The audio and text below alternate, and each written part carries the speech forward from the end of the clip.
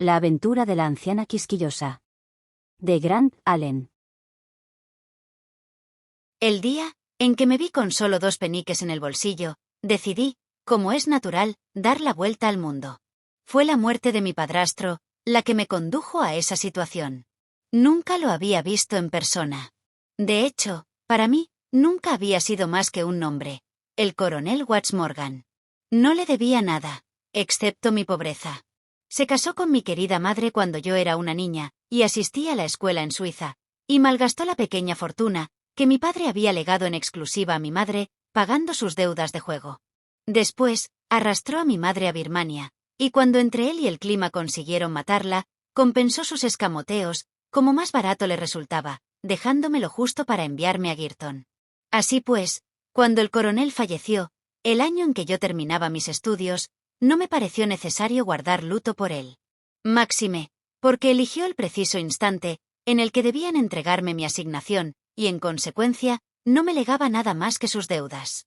Por supuesto, te dedicarás a la enseñanza, ¿verdad?, dijo Elsie Peterich cuando le expliqué mi situación. Ahora hay mucha demanda de profesoras de secundaria. La miré, horrorizada. ¿Enseñanza?, exclamé. Había ido a la ciudad para ayudarla a instalarse en sus habitaciones, que estaban sin amueblar. ¿Has dicho enseñanza? ¡Qué propio de vosotras, las buenas maestras! Vais a Cambridge, donde os exprimen el corazón y la vida, a base de exámenes, y al final os decís: veamos, ¿para qué sirvo yo ahora? Pues para ir a examinar a otras personas. Eso es lo que nuestra directora llamaría círculo vicioso, si es que se pudiese admitir que hay algo vicioso en ti, querida. No, Elsie, no tengo ninguna intención de enseñar. La naturaleza no me hizo para ser profesora de secundaria. No podría tragarme una escoba, aunque lo intentase durante semanas. Las escobas no van conmigo. Entre nosotras, soy un poco rebelde. Sí que lo eres, Brownie, respondió mientras se remangaba y dejaba de empapelar por un momento. Me llamaban Brownie en parte por mi rostro oscuro y en parte porque nunca me entendían. Eso ya lo sabemos todas desde hace tiempo. Solté la brocha y reflexioné. ¿Te acuerdas, Elsie?, pregunté, con la mirada clavada en el papel pintado. Cuando llegué a Girton, todas llevabais el pelo lacio, con unos pulcros y suaves tirabuzones por delante, y un moño trenzado del tamaño de una tortita por detrás. De repente, irrumpí yo como un huracán tropical y os torcí. A los 3 días, algunas de vosotras, muchachas inocentes, comenzasteis llenas de temor a cortaros rebeldes flequillos, mientras que otras salíais a escondidas, aterradas y temblorosas, a comprar un par de tenacillas. Al principio, caí como una bomba entre vosotras, si ni siquiera tú te atrevías a hablar conmigo. Es que tenías bicicleta, interrumpió Elsie, alisando la pared a medio empapelar, y en aquella época, por supuesto, las damas no iban en bicicleta. Debes admitir, Brownie querida, que era una innovación alarmante. Nos aterrorizabas. Pero, después de todo, no hay nada malo en ti. Espero que no, respondí con franqueza. Iba por delante de mi época, eso era todo. Hoy en día, hasta la mujer de un reverendo puede ir en bicicleta, sin sentirse avergonzada. Pero si no te dedicas a enseñar, continuó Elsie, mirándome con aquellos grandes ojos azules llenos de incertidumbre, ¿qué es lo que harás, Brownie? Su horizonte se limitaba al círculo académico. No tengo la menor idea, respondí, prosiguiendo el encolado.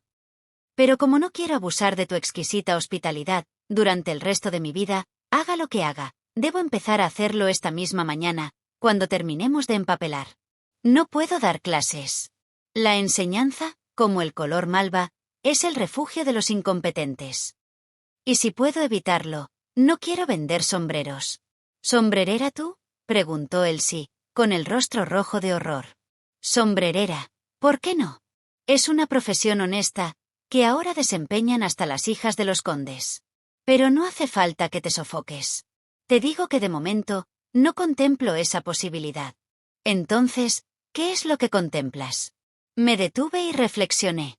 Estoy en Londres, respondí, mirando abstraída al techo. Londres, cuyas calles están asfaltadas de oro, aunque a primera vista parezcan adoquines llenos de fango. Londres, la ciudad más grande y rica del mundo, donde un alma en busca de aventuras debería poder encontrarlas en algún resquicio. Ese pliego de papel está torcido, querida. Tendremos que quitarlo. Ya he trazado un plan.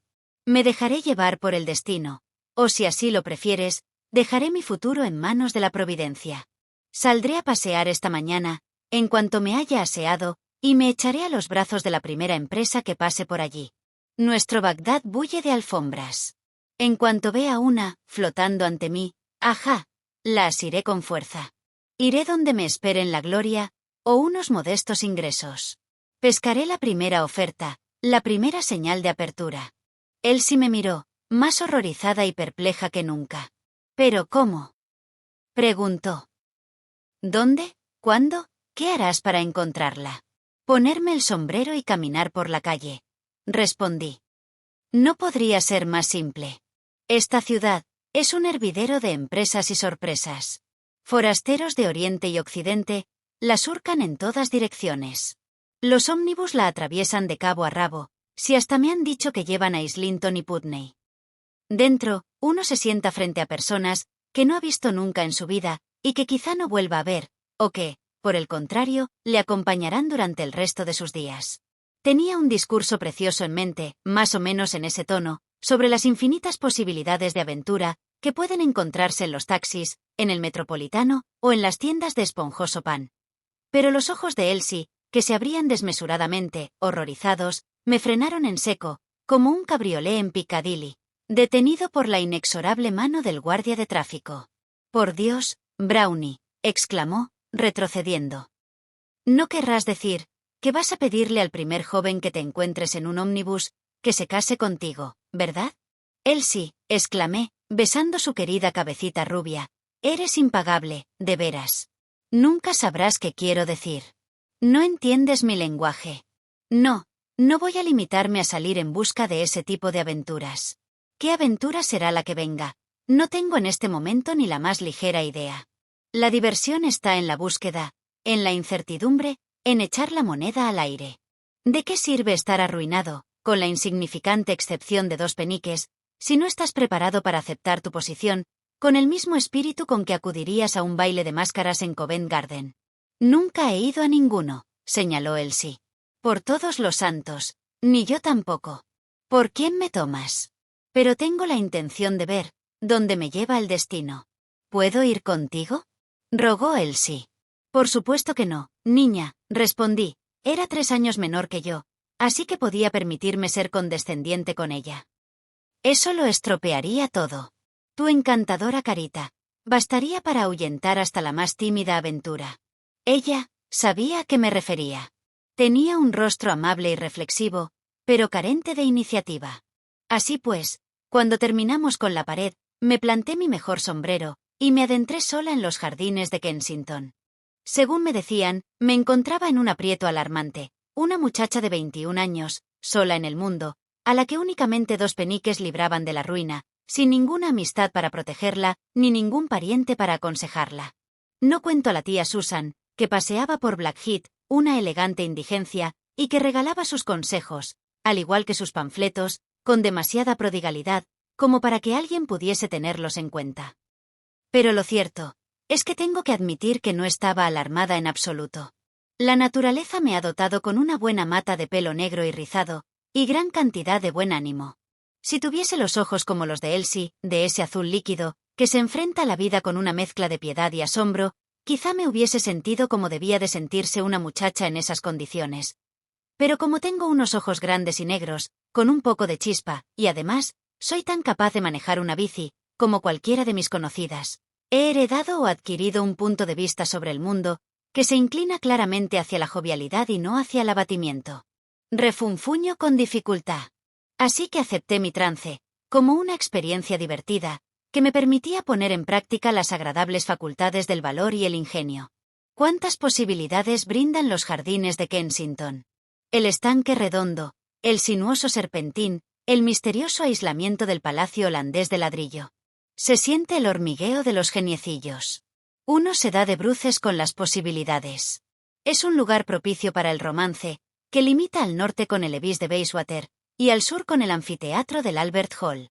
Pero como centro para aventuras, elijo el largo sendero, de algún modo, me atraía, como la travesía desde el norte hacia el oeste atraía a mis antepasados marineros, los bucaneros del Devon isabelino. Me senté en una silla, al pie de un viejo olmo, dotado de una poética cavidad, prosaicamente tapada con una pragmática plancha de hierro galvanizado. Dos damas entradas en años, estaban sentadas al otro lado, damas de aire fastuoso, con la fealdad arrogante y exclusiva de la aristocracia inglesa, en el otoño de la vida. Si desea uno ilustrar la monstruosidad total, no hay nada como una viuda noble. Estaban hablando en tono confidencial, cuando me senté. El insignificante acontecimiento de mi aparición no bastó para contener el flujo de su diálogo. Los grandes ignoran la intrusión de sus inferiores. Sí, es un terrible inconveniente, observó la más vieja y fea de las dos. Era una dama de alta cuna, y sus rasgos dibujaban con claridad una expresión quisquillosa. Poseía una nariz romana, y tenía la piel arrugada como una manzana pasada. Llevaba unos encajes color café en el sombrero, a juego con el color de su tez. Pero, ¿qué iba a hacer, querida? Continuó la dama. Tanta insolencia resultaba simplemente intolerable. Así que la miré a la cara, y se acobardó, por supuesto. Luego le dije con mi voz más gélida, y ya sabes lo gélida que puedo ser, si se da la ocasión. En este punto, la segunda dama asintió sin rencor, como si estuviese perfectamente preparada, para reconocerle a su amiga, el don poco frecuente de la gelidez. Le dije, Celestine, puedes recoger tu salario mensual, dispones de media hora para salir de esta casa. Me hizo una profunda reverencia y respondió, «Oui, madame, merci beaucoup, madame». Se marchó, y fin de la historia. Aún así, ¿irás a Schlangenbad el lunes? Pues ese es el problema.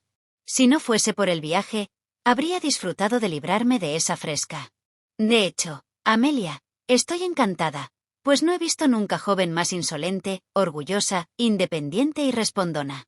Y la sonrisita que ponía. Pero tengo que ir a Schlangenbad. Y aquí reside la dificultad. Por una parte, si contrato a una doncella en Londres, tendré que elegir entre dos males.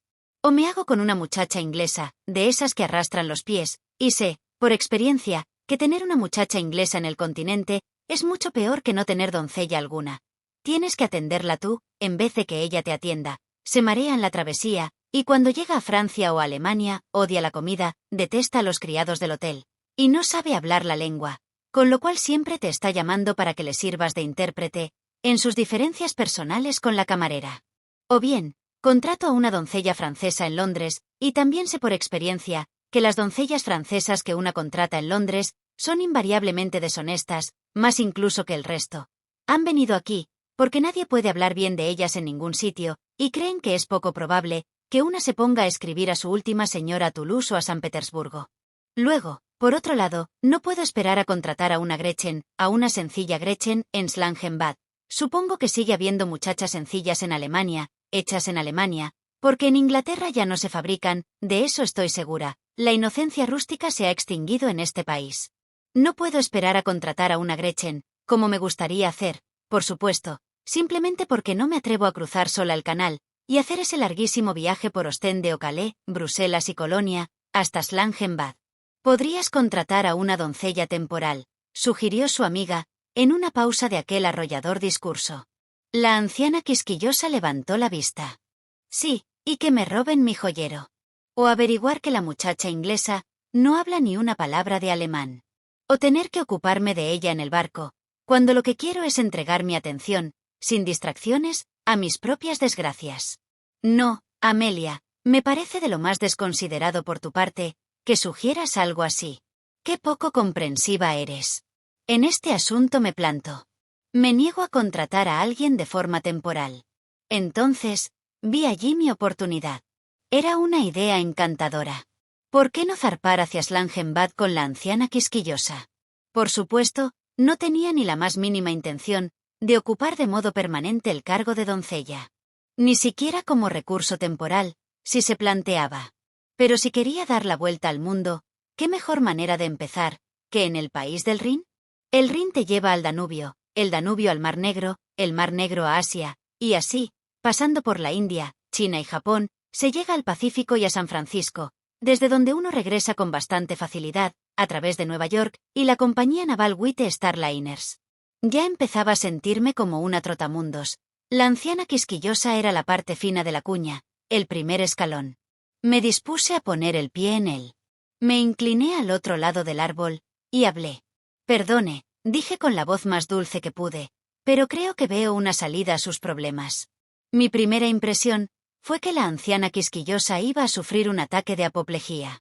Se le puso la cara púrpura de indignación y asombro, ante el hecho de que una transeúnte cualquiera se atreviese a dirigirle la palabra, hasta el punto de que, por un segundo, casi lamenté mi bienintencionada observación.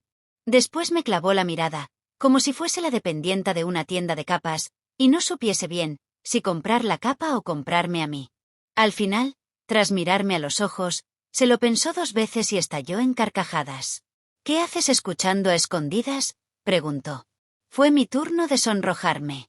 «Estamos en un lugar público», respondí, con dignidad, «y hablan ustedes en un tono que a duras penas puede considerarse íntimo. Si no quieren que las oigan, no deberían gritar. Además, yo quería hacerle un favor».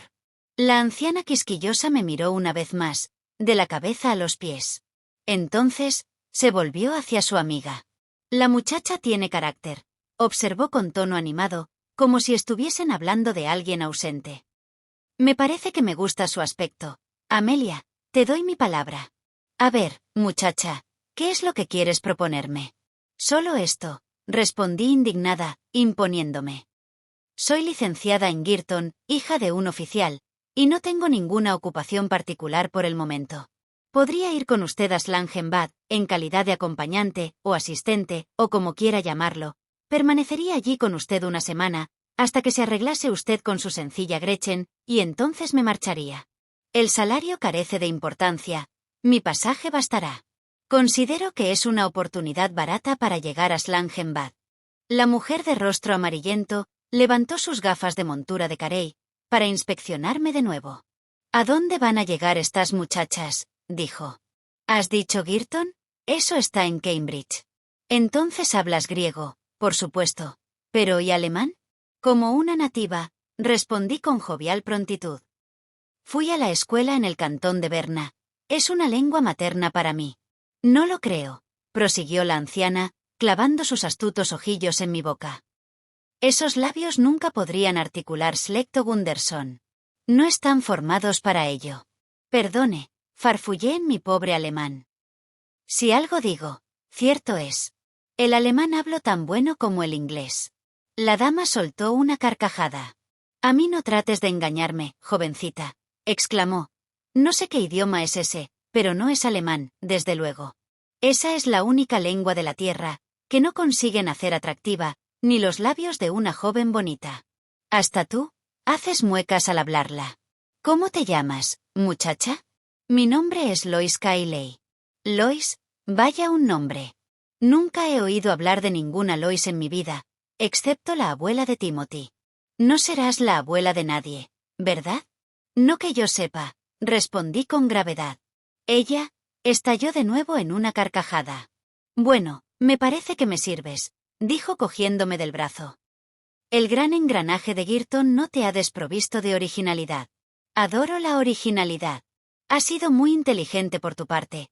Aprovechar la oportunidad de sugerir este acuerdo. Lois Cayley, dices. ¿Algún parentesco con el impetuoso capitán Cayley, al que conocí en su día, del regimiento 42 de la infantería escocesa?» «Soy su hija», respondí sonrojándome. Estaba orgullosa de mi padre. «Sí, ahora lo recuerdo, murió, el pobre, era un buen soldado». Comprendí que quería decir la descerebrada de su viuda, pero la detuve con una mirada. Su viuda fue y se casó con aquel apuesto canalla, Jack Watts Morgan. «Querida, no te cases nunca con un hombre con apellido compuesto, y ningún medio de subsistencia visible, sobre todo, si por lo general se le conoce por algún apodo. Así que eres la hija del pobre Tom Cayley. Bien, bien, creo que podremos arreglar este asunto. Mira, soy una persona acostumbrada a salirse con la suya. Si vienes conmigo a Slangenbad, deberás hacer lo que te diga. Creo que podré apañármelas, una semana», respondí con reserva. Sonrió ante mi audacia. Pasamos a revisar las condiciones. Eran bastante satisfactorias, y no precisaba referencias. ¿Tengo aspecto de ser una mujer a la que le importan las referencias? Normalmente, se llama así a disertaciones que no dicen nada. Me has caído en gracia. Eso es lo que importa. Y además, la hija del pobre Tom Kiley. Pero cuidado, no toleraré que me contradigas. No lo haré, ni aunque cometa usted su mayor desatino, respondí con una sonrisa, y una vez que arreglamos los preliminares, pregunté, ¿cuál es su nombre y su dirección? Contra todo pronóstico, una desvaída mancha roja se extendió por la cetrina mejilla de la anciana quisquillosa. Querida, dijo, mi nombre es lo único en el mundo que me hace avergonzarme. Mis padres eligieron castigarme, con el apelativo más odioso, que la inventiva humana destinó nunca a alma cristiana, y no he tenido valor para ir a cambiármelo. Un destello de intuición me iluminó. ¿No querrá decirme que se llama usted Georgina?, exclamé. La anciana quisquillosa se aferró con fuerza a mi brazo. ¡Qué inteligencia fuera de lo común!, profirió. ¿Cómo es posible que lo hayas adivinado? Georgina, en efecto. Solidaridad, respondí. Es el mío también, Georgina Lois. Pero como estoy de acuerdo con que dicha conducta es atroz, he suprimido el Georgina. Debería constituir delito penal traer al mundo a muchachas inocentes con tan pesada carga. Comparto plenamente tu opinión. Eres una joven de una sensatez extraordinaria. Aquí están mi nombre y mi dirección. Salimos el lunes. Observé la tarjeta. Hasta la caligrafía era chillona. En ella figuraba su nombre y su dirección, Lady Georgina Foley, Fortescue Crescent. Nos había llevado 20 minutos arreglar los detalles. Según me marchaba, muy satisfecha, la amiga de Lady Georgina corrió tras de mí con rapidez. Ten cuidado, dijo en tono de advertencia. Has dado con una fiera. Eso parece. Pero al menos una semana en la selva será una experiencia. Tiene un carácter terrible, insistió la dama. Eso no es nada. Yo también. Horroroso, se lo aseguro. Y si llegamos a las manos, soy más grande, más joven y más fuerte que ella. Bien, te deseo que salgas bien parada. Gracias. Es muy amable por su parte venir a advertirme. Pero creo que puedo cuidarme por mí misma. Vengo de una familia de militares. Incliné la cabeza en señal de agradecimiento, y fui paseando hasta la casa de Elsie. La querida Elsie se quedó alucinada cuando le relaté mi aventura. ¿De veras vas a ir? ¿Y qué harás cuando llegues, querida? No tengo la menor idea, respondí. Ahí es donde entra la diversión. Pero en cualquier caso, habré llegado hasta allí. Pero Brownie, ¿y si te mueres de hambre? También podría morirme de hambre aquí. En cualquiera de los dos lugares, contaré solo con 2 manos y una cabeza para ayudarme. Pero aquí estás entre amigos. Podrías quedarte conmigo para siempre. La besé en su suave frente. Mi buena y generosa Elsie, exclamé. No me quedaré ni un momento, después de que hayamos terminado la pintura y el empapelado. He venido aquí a ayudarte. No podría seguir comiéndome el pan que ganas con tanto esfuerzo, sin hacer nada. Eres un sol, pero lo último que quiero es echarte otro peso encima. Ahora remanguémonos y démonos prisa con los rodapiés. Pero, Brownie, querrás preparar tu equipaje. Recuerda que el lunes te vas a Alemania. Me encogí de hombros. ¿Qué tengo que arreglar?, pregunté. Con 2 peniques no puedo salir a comprarme un traje de verano completo en Bond Street. Vamos, no me mires así, sé práctica, Elsie, y deja que te ayude a pintar los rodapiés. Si no la ayudaba, la pobre Elsie no acabaría nunca. La mitad de la ropa se la cortaba yo. Sus propias ideas se limitaban casi por completo al cálculo diferencial. Y cortarse una blusa siguiendo el cálculo diferencial es una tarea agotadora y laboriosa para una maestra de secundaria. Para el lunes había empapelado y amueblado las habitaciones, y estaba lista para emprender mi propio viaje de exploración. Me reuní con la anciana quisquillosa en la estación de Charing Cross, donde nos habíamos dado cita, y procedí a hacerme cargo de su equipaje y sus billetes. Dios mío, qué gruñona era. Vas a tirar la cesta. Espero que hayas comprado billetes vía Malinas, y no por Bruselas. Me niego a ir a Bruselas. Allí hay que hacer transbordo. Por favor, fíjate bien en lo que pesa el equipaje en libras inglesas, y que el hombre de la oficina te lo apunte en una nota, para comprobar lo que te digan esos horrendos mozos belgas. Si no, te cobrarán el doble de peso, a no ser que lo transformes de inmediato en kilos. Ya me los conozco. Los extranjeros no tienen conciencia.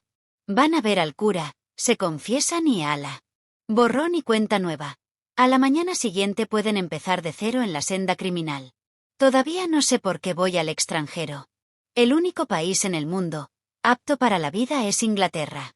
Sin mosquitos, ni pasaportes. Por todos los cielos, criatura, no dejes que ese hombre odioso vaya balanceando mi sombrerera. No tienes alma inmortal, mozo, que te impida ir aplastando la propiedad ajena como si fuesen cucarachas. No, no permitiré que lleves eso, Lois. Se trata de mi joyero. Dentro están las joyas que quedan de la familia Fawley. Me niego en redondo a aparecer en Slangenbad sin ni siquiera un diamante. El joyero no abandona nunca mis manos. Ya es bastante difícil hoy en día guardar el corpiño y la falda juntos. Habrás reservado el cupé de Ostende, ¿no? Por fin, nos metimos en nuestro vagón de primera clase. Estaba limpio y era cómodo, pero la anciana quisquillosa obligó al mozo a fregar el suelo, y no paró de moverse, preocupada, hasta que salimos de la estación. Por suerte, el único ocupante del compartimento era un caballero europeo, de lo más civilizado y servicial, digo europeo, porque no era capaz de distinguir si era francés, alemán o austriaco, que trataba por todos los medios de complacer los deseos de Lady Georgina. ¿Deseaba Madame que abriésemos la ventana? Ah, por supuesto, con mucho gusto. Era un día tan cálido. ¿Y si cerrábamos un poquito más?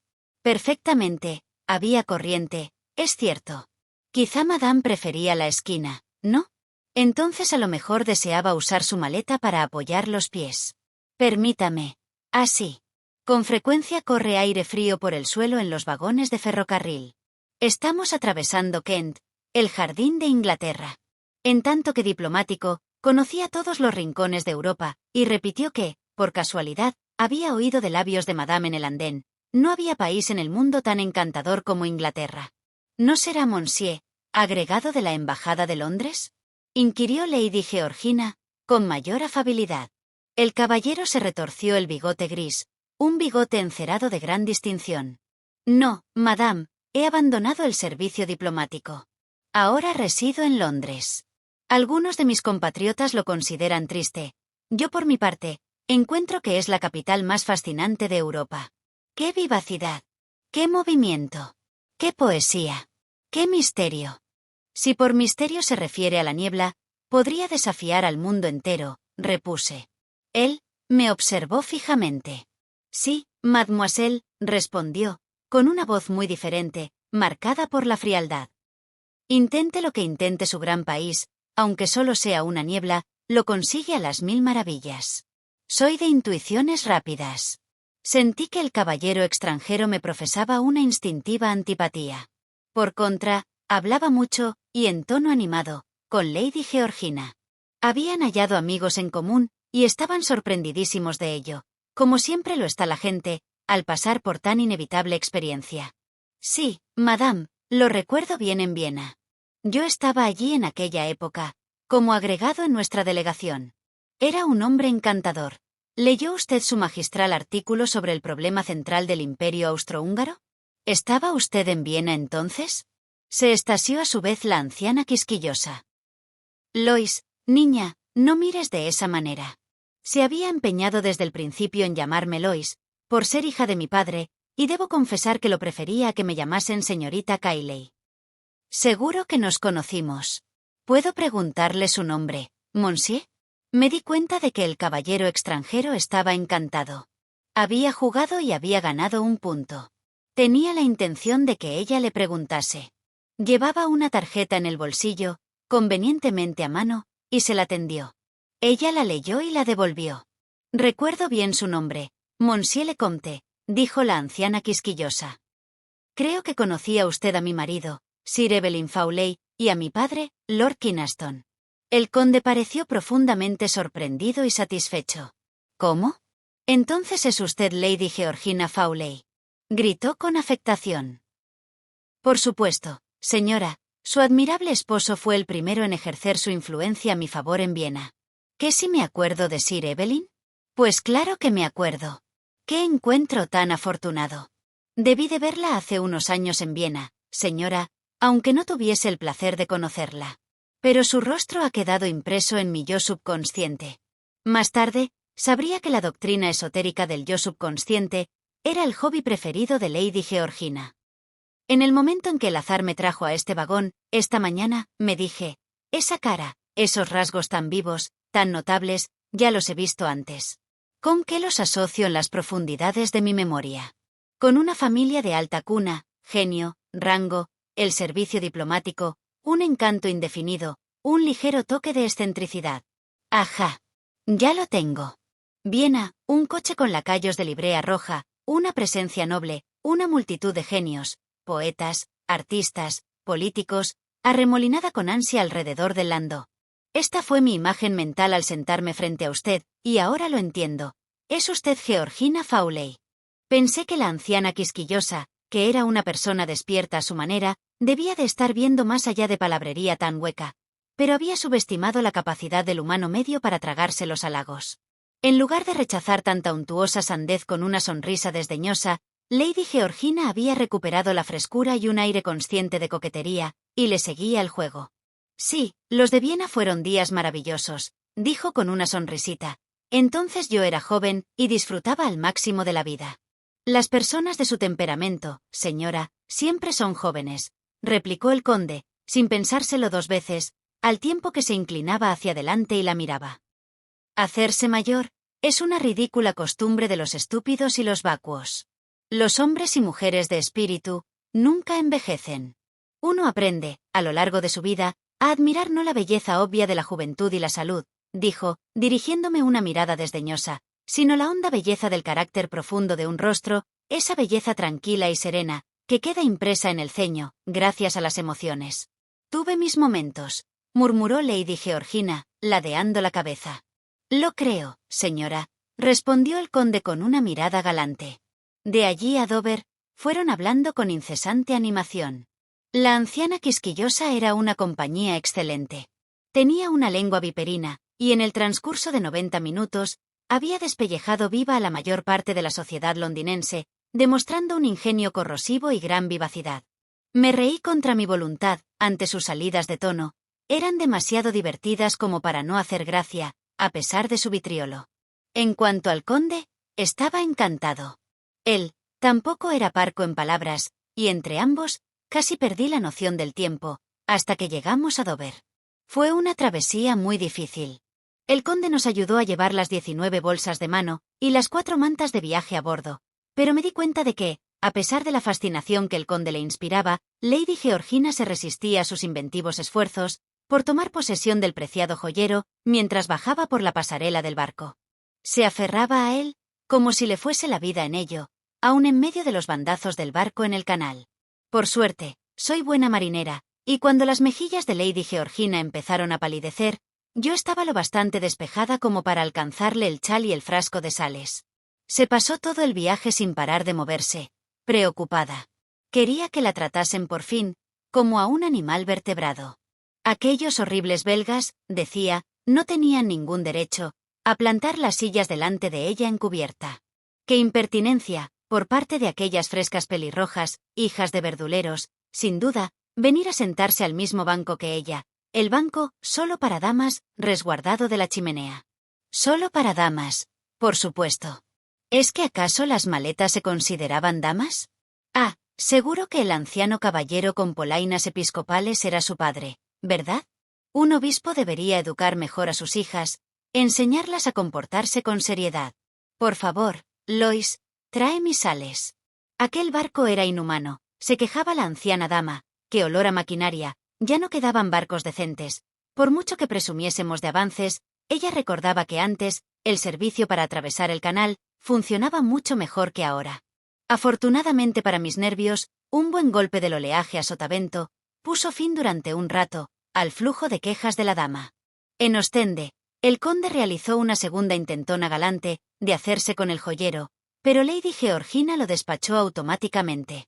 Tenía la arraigada costumbre, me parece, de aferrarse con rapidez al joyero, pues estoy segura de que se hallaba demasiado abrumada por la cortesía del conde, como para poner en duda, ni por un momento, la honestidad de sus intenciones. Pero cada vez que viajaba, me imagino, se aferraba a la cajita como si de ello dependiese su vida, ya que dentro iban todos sus diamantes de valor. Hicimos una parada de 20 minutos en Ostende, para tomar un tentempié, intervalo durante el cual, mi anciana señora me pidió con fervor, que fuese a echar un vistazo a su equipaje registrado, a pesar de que, como estaba consignado hasta Colonia, no podría verlo siquiera, hasta que cruzásemos la frontera alemana, pues los aduaneros belgas sellaban el furgón, en cuanto se descargaba el equipaje que debía ir directo a Alemania. No obstante, para contentarla, cumplí con la formalidad de fingir que iba a inspeccionarlo, solo para hacerme odiosa a los ojos del responsable de aduanas, gracias a las preguntas estúpidas e inútiles que Lady Georgina insistió en que hiciese. Cuando hube terminado tarea tan tonta y desagradable, pues yo no soy de naturaleza melindrosa, y es difícil asumir los melindres de otro por poderes, regresé al coupé que había reservado desde Londres.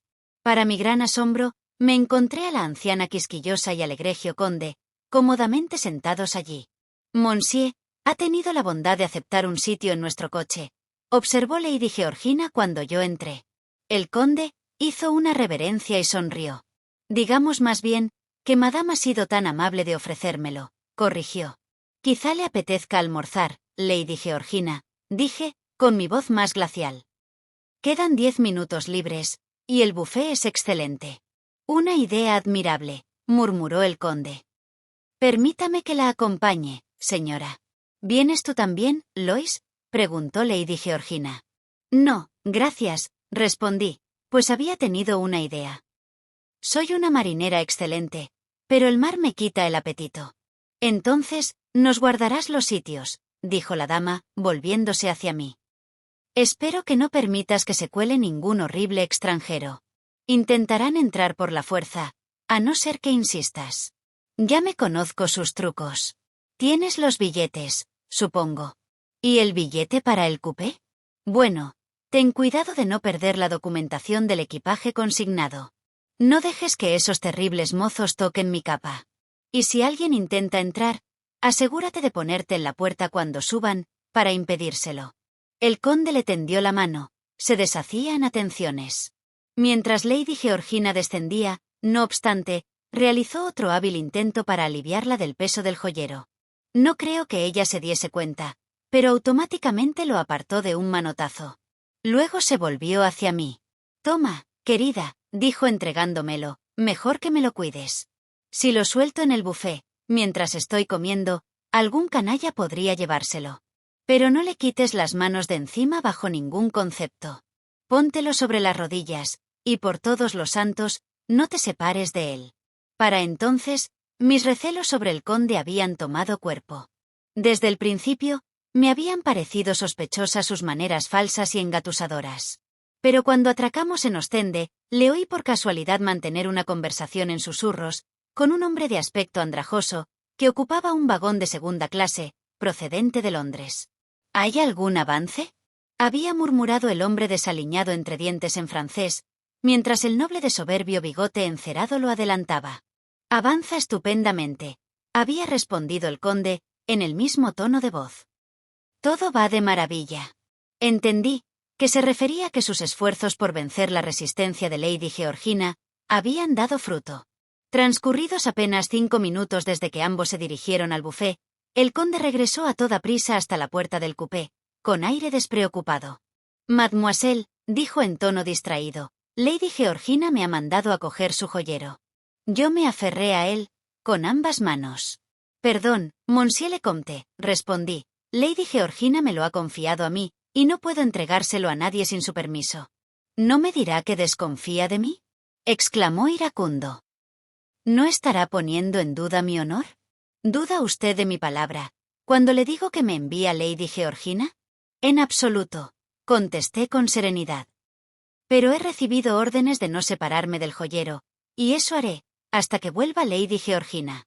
Masculló entre dientes una réplica indignada, y se alejó. El hombre de aspecto andrajoso paseaba arriba y abajo por el andén, con un guardapolvos de dudosa factura. Al encontrarse movieron los labios. Los del conde parecieron murmurar. Fallé el intento. Pero ni siquiera entonces desistió. Vi que se disponía a continuar con aquel peligroso jueguecito. Regresó al buffet con Lady Georgina. No me cabía duda de que sería inútil ponerla sobre aviso, pues el conde había conseguido embaucarla por completo. Así pues, tomé la iniciativa. Examiné con detenimiento el joyero. Lo envolvía un estuche de cuero. Por dentro era una caja fuerte de acero, atada con sólidas bandas de metal. Tomé una decisión de inmediato, y actué como mejor me pareció, bajo mi responsabilidad. Cuando regresaron Lady Georgina y el conde, parecían viejos amigos. Era evidente que la gelatina de codorniz y el vino espumoso del Rin les habían abierto el corazón. Fueron riendo y charlando sin cesar hasta Malinas. La inspiración de Lady Georgina se hallaba en su mejor momento. Su ingenio corrosivo se volvía cada vez más agudo y cáustico.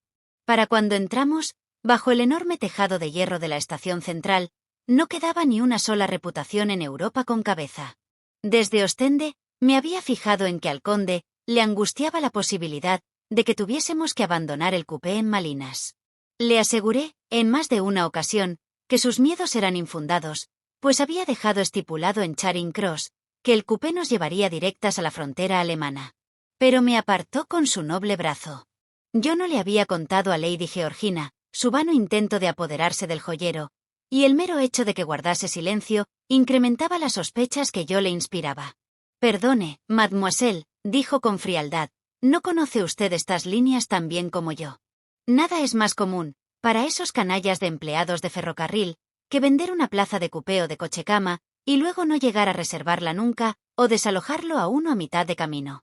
Es muy posible que tengan que apearse en Malinas». Lady Georgina corroboró aquella opinión con una amplia variedad de anécdotas seleccionadas que ilustraban las atrocidades de las empresas rivales que le habían robado el equipaje camino a Italia. Por no hablar de los trenes de lujo, que eran nidos de ladrones. Así pues, cuando llegamos a Malinas, saqué la cabeza y pregunté a un mozo, solo para satisfacer a Lady Georgina. Como ya había anticipado yo, nos respondió que no había transbordo, íbamos directos hasta Verviers. Sin embargo, el conde no se dio por satisfecho. Se apeó e intercambió algunas observaciones con un empleado, que lucía la gorra con banda dorada de jefe de estación, o algún cargo parecido, un poco más lejos en el andén. Luego regresó indignado. «Se lo dije», exclamó, abriendo de un portazo. «Estos canallas nos han engañado. El cupé no va más allá. Debe usted apearse de inmediato, señora, y tomar el tren de enfrente».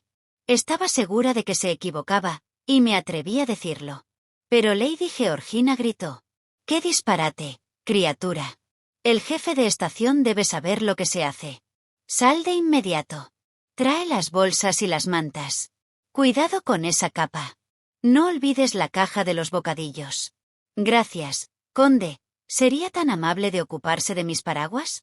Date prisa, Lois, date prisa, el tren se pone en marcha». Entré tras ella, dando tumbos con mis 14 bultos, y al mismo tiempo, vigilando el joyero con discreción. Tomamos nuestros asientos en el tren de enfrente, que según advertí, llevaba el cartel Ámsterdam, Bruselas, París. Pero no dije nada. El conde entró de un salto, dio unos brincos a nuestro alrededor, acomodó los bultos, y volvió a salir de un salto. Habló con un mozo, luego volvió a toda prisa, alteradísimo. «Mil perdones, señora», exclamó. «Parece que el jefe de estación me ha engañado cruelmente. Después de todo, tenía usted razón, mademoiselle. Debemos regresar al cupé». Con singular magnanimidad, me contuve para no replicar. Ya se lo había dicho. Lady Georgina, muy nerviosa y acalorada para entonces, salió a trompicones una vez más, y se metió en el cupé. Ambos trenes iban a ponerse en marcha de un momento a otro. En medio de tantas prisas, dejó por fin que el conde se apoderase del joyero. Supongo que al pasar junto a una ventana, éste se lo entregó al pasajero de aspecto andrajoso, pero no estoy segura. En cualquier caso, cuando ya nos hallábamos cómodamente sentadas en nuestro compartimento, una vez más, y él estaba de pie en el estribo, a punto de entrar, de repente dio un inesperado brinco hacia atrás, y se metió del modo más brusco en un vagón, destino a París. En ese mismo momento, los trenes se pusieron en marcha, con un chillido penetrante. Lady Georgina levantó las manos, en un frenesí de horror. Mis diamantes. Gritó. No se aflija, respondí, sujetándola, pues de veras tuve la impresión de que iba a saltar del tren. Solo se ha llevado el estuche, con la caja de los bocadillos dentro. Aquí está la caja de acero. Y la saqué, triunfante. Ella la agarró, llena de euforia. ¿Cómo es esto?, exclamó, abrazando la caja, pues les tenía verdadero amor a esos diamantes. Es muy simple, respondí. Me di cuenta de que ese hombre era un canalla, y de que tenía un cómplice en otro vagón. Así que mientras iba usted al buffet en Ostende, saqué la caja del estuche, y puse allí la caja de los bocadillos, para que se la llevase y pudiésemos tener pruebas contra él. Lo único que tiene que hacer usted ahora es informar al revisor, que mandará un telegrama para que detengan el tren de París. Ya hablé con él, en Ostende, así que está todo listo. Me dio un fuerte abrazo. Querida, exclamó, eres la mujer más lista que he conocido nunca. ¿Quién habría podido sospechar de un caballero tan impecable?